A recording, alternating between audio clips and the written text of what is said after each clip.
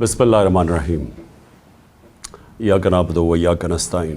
آج میں نے اپنی قوم سے بات کرنے کی اس لیے ضرورت سمجھی کیونکہ ابھی ایک ہماری اسمبلی کے اندر ایک منی بجٹ آیا ہے۔ تو آج یہ جو منی بجٹ ہے یہ ذرا پوری کہانی دیکھیں کہ 10-11 مہینے میں پاکستان کدھر سے کدھر پہنچ گیا۔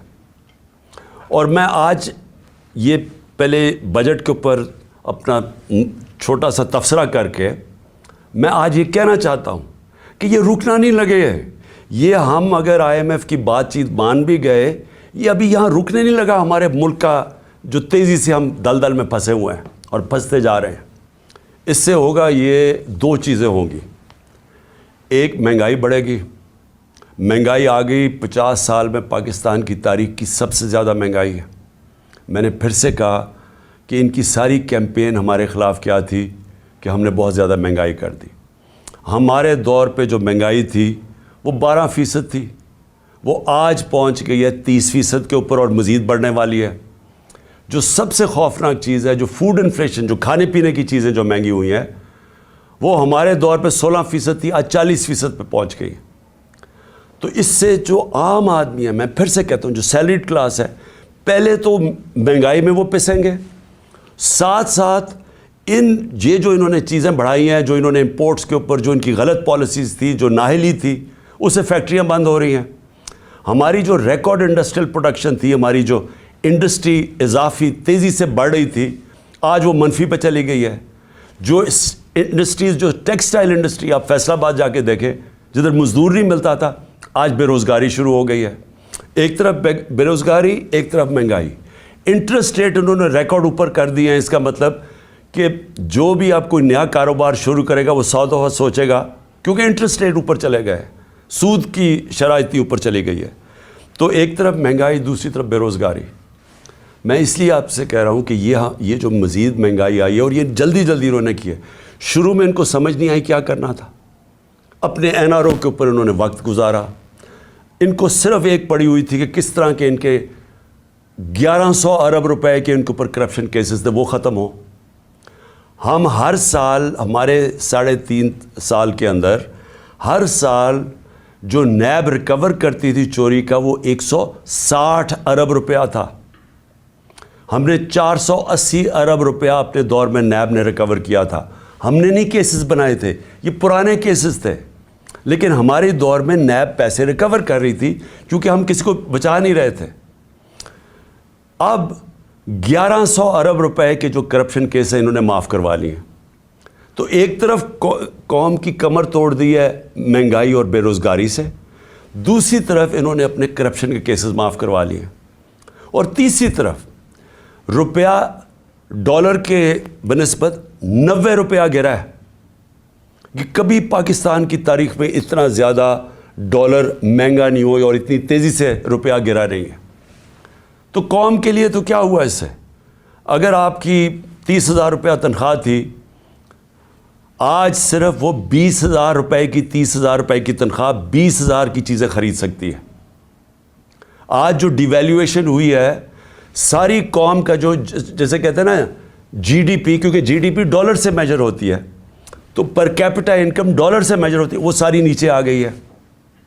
ان کے ہوتے ہوئے جب تقریباً 90 باہر مارکیٹ میں جاؤ تو وہ 100 روپیہ کا بھی سے زیادہ ڈالر مہنگا ہو چکا ہے۔ تو جب کہ ایک قوم کی دولت میں کمی ہوئی ہے، یہ جو سارے 30 سال سے ملک کا پیسہ چوری کر کے، منی لانڈرنگ کر کے باہر لے کے گئے ہیں، ان کے ایون سیل اپارٹمنٹ اور ان کے مے فیئر میں اور بڑی بڑی گاڑیاں اور ون ہائیڈ پارک اور یہ جو باہر ہوٹل خریدے ہوئے ہیں اور انہوں نے بے نامی چیزیں خریدی ہوئی ہیں، باہر بینکوں میں آف شور اکاؤنٹس میں پیسے رکھے ہوئے ہیں، قوم کے لیے 90 روپے ان کی دولت میں کمی اگر روپے میں پڑے ہوئے ہیں، اور ان کے باہر پیسے میں 90 روپے اضافہ ہو گیا۔ اس لیے انہوں نے آتے ساتھ ہی کبھی کوئی پرواہ نہیں کی کہ کیا انہوں نے اگر ان کو سازش کے تحت بٹھائی دیا تھا، کیونکہ عمران خان ملک تباہ کر رہا تھا، تو انہوں نے آ کے کوئی روڈ میپ دینا تھا کہ ہم نے ملک کو کیسے ٹھیک کرنا ہے، کیونکہ یہ تو بڑے تجربہ کار تھے۔ ہم تو جی اسحاق ڈار نے کہا میں روپے کو $200 کو نیچے لے کے آؤں گا, میں IMF کو سامنے یہ کر دوں گا, بڑی بڑھ کے ماری, میں تجربہ کار ہوں. آج یہ بتائیں کہ انہوں نے ملک سے کیا کیا, اور جو ان کے ہینڈلر لے کے آئے تھے ان سے ذرا پوچھیں کہ آپ نے یہ ملک سے کیا کیا ہے. کون جواب دے؟ آج جو ابھی یہ جو شروعات ہے, ابھی یہ جو $90 کے جو گرا ہے, جو روپیہ گرا ہے ڈالر کے مقابلے میں, ابھی اس کی مزید مہنگائی آنی ہے. جو ایک تھوڑی ٹائم کے بعد جب آپ کا روپیہ گرتا ہے تو جو باہر سے چیزیں لے کے آتے ہیں وہ ٹائم کے بعد مہنگی ہونی شروع ہوتی ہیں. تو نہ تو انہوں نے کوئی تیاری کی, نااہلی ان کی یہ ہے کہ انہوں نے غلط فیصلے کر کے ملک کو آج یہاں پہنچا دیا ہے کہ اس طرح کا بجٹ لانا پڑا ہے. اور کوشش کر رہے تھے کہ عارف علوی کے اوپر سارا بوجھ ڈالے. پارلیمنٹ میں بھی نہیں چاہتے تھے کہ ڈبیٹ ہو اس کے اوپر, اس سے کہتے تھے آرڈیننس سائن کرو تاکہ یہ بچ جائیں کہ پارلیمنٹ میں ان کے اپنے لوگ کیا یہ جو بجٹ لے کے آ رہے ہیں وہ کیا بولیں گے اس کے اوپر. قوم کے اوپر سارا بوجھ, خود اپنی کرپشن کے کیسز معاف, اور کوئی آگے راستہ بھی نہیں ہے, روڈ میپ بھی نہیں ہے. میں آخر میں یہی بات کرنا چاہتا ہوں کہ جو بھی ان کے بیکرز ہیں یہ سمجھ جائیں کہ ان کے پاس کوئی آگے کا راستہ نہیں ہے. یہ اگر سمجھ رہے ہیں کہ اس سے آپ IMF کے ڈالرز آ جائیں گے تو وہ یہ ایسے سمجھیں کہ یہ کینسر کا علاج ڈسپلن سے ہو رہا ہے, تھوڑی دیر کا تھوڑا سا آرام آئے گا, لیکن کینسر جب تک کاٹ کے نکالی نہ جائے یہ کینسر پھیلتی جائے گی, یہ قرضے بڑھتے جائیں گے, آمدنی سکڑتی جا رہی ہے. ہماری ریمیٹنسز جو ہمارے دور میں 17% انکریز کر رہی تھیں, ہماری ریمیٹنس میں 17% اضافہ ہو رہا تھا جو 31 ارب پہ پہنچ گئی تھی, وہ ان میں اب 11% کمی آ گئی ہے. تو پہلے تو اضافہ ختم ہوا اور پھر 11% کمی آ گئی ہے, یعنی جو ڈالرز آنے تھے ریمیٹنس سے وہ کم ہو گئے ہیں, ایکسپورٹس گر گئی ہیں ہماری. تو ہمارے پاس تو جو آمدنی ہے وہ تو سکڑتی جا رہی ہے, فیکٹریاں بند ہو رہی ہیں, بے روزگاری بڑھ رہی ہے, لیکن قرضے بڑھتے جا رہے ہیں کیونکہ یہ تو قرضے ہی لیے ہیں نا IMF سے, اور ہم یہ امید رکھ رہے ہیں کہ اور بھی ملٹی نیشنلز قرضے دیں گی, تو وہ تو قرضے ہیں. تو یہ حل تو نہیں ہے.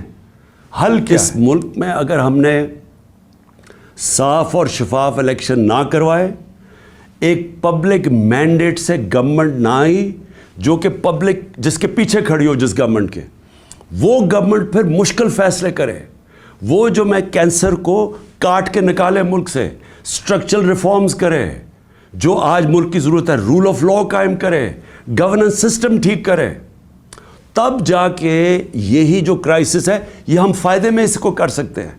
یہ جو ہم دلدل میں پھنسے ہوئے ہیں اس میں نکلتے نکلتے ہم ملک کو پوری طرح اٹھا سکتے ہیں. یہ ہمارا فائدہ ہو سکتا ہے کہ ہم اس کرائسس کا, اگر اس کرائسس سے ملک میں اصلاحات کریں, لیکن وہ گورنمنٹ کر سکتی ہے جس کے پاس پبلک پیچھے کھڑی ہو. جب آپ کے پاس پبلک مینڈیٹ نہیں تو آپ ان PDM کے یہ جو اوپر 60% لوگ ضمانت پہ ہیں کرپشن کیسز پہ, اور ان کا سلوشن یہ ہے, کیونکہ ان کے پاس تو حل کوئی نہیں ہے, ان کا سلوشن یہ ہے کہ عمران خان کے اوپر 60 FIR کاٹ دو, اس PTI کے لوگوں کو جیلوں میں ڈالو, ان کے اوپر تشدد کرو, ان کو خوف پھیلاؤ, ان کو ڈراؤ دھمکاؤ, اور ان کو اور اس طرح کرو کہ جب وہ بالکل پارٹی ان کی ٹوٹ جائے تو پھر الیکشن کرواؤ. وہ ہونے نہیں لگا, کیونکہ آپ جتنا زیادہ دبائیں گے وہ پارٹی اتنی اور اٹھتی جا رہی ہے. پبلک کوئی بیوقوف تو نہیں ہے, پبلک تو فیصلہ کر بیٹھی ہے جس کی وجہ سے یہ ڈرے ہوئے ہیں. تو صرف اور صرف عمران خان کو باہر کرنے کے لیے ملک کو تباہ نہ کریں. یہ اصل میں جانا ہے ہماری سیکیورٹی کے اوپر. جو آج ہمارے حالات ہو گئے ہیں, ہم تو کسی کے سامنے اب کھڑے بھی نہیں ہو سکتے, کیونکہ ہمیں تو انہوں نے ملک کو ادھر پہنچا دیا ہے. 300 ارب ڈالر سے کم تو ریزروز رہ گئے ہیں.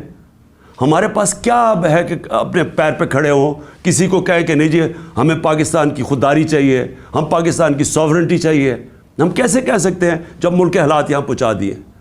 اپنے ملک کو بچانے کے لیے طریقہ یہ نہیں ہے جو کیا جا رہا ہے.